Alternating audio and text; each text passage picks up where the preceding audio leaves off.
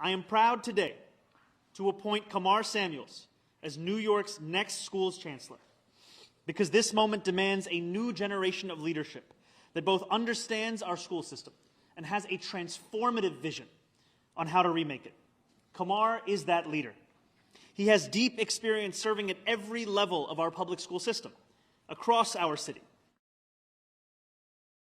More impressive, however, than his resume are the results he has achieved in these roles, delivering millions of dollars to integrate city schools and transitioning to new curricula that increased literacy rates by 5% in a single year.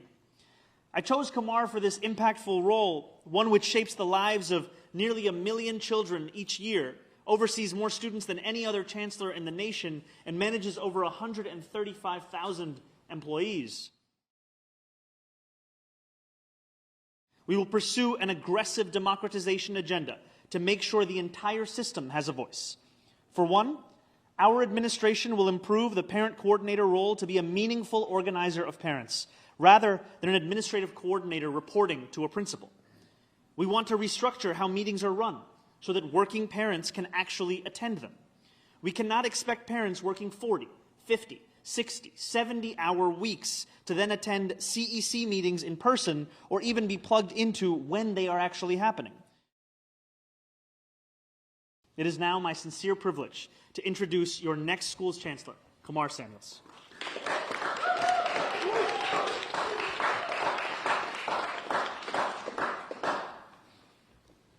Thank you, Mr. Mayor-Elect. It's an honor to be here and stand before you as the next New York City Schools Chancellor. The most critical decision in a classroom is not simply the curriculum the teacher sets, but when an adult decides a child is worth fighting for. I started my career in an elementary school as an elementary school teacher in the Bronx, standing in front of students who deserved someone who believed in them and making a commitment to show up every single day for them. As a superintendent, I worked to strengthen literacy by aligning instruction to the science of reading. I helped expand access to high-quality programs, including launching 17 international baccalaureate pathways. And I worked with communities to secure more than $10 million to advance school integration, because equity is not an abstract idea, it's a set of choices we make together in policy and practice. I'm also proud today to make several other high-ranking personnel announcements. Julia Curson will serve as City Hall's Deputy Mayor for Operations, an office an office where she has served before, overseeing many of the systems that New Yorkers rely on each day.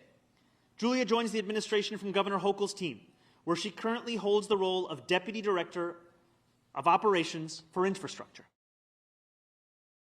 As part of her role, she will oversee the Mayor's Office of Climate and Environmental Justice, where she will work alongside both myself and incoming Chief Climate Officer Louise Young to tackle the climate crisis. Louise has served in that same role for Controller Brad Lander as Director of Resiliency for the Department of Transportation and as the Policy Director during my general election campaign. Last but most certainly not least, I am delighted to share that Emmy Liss will be joining our administration as Executive Director for the Office of Child Care, where she will lead our efforts to build the high-quality early childhood education system that New Yorkers deserve.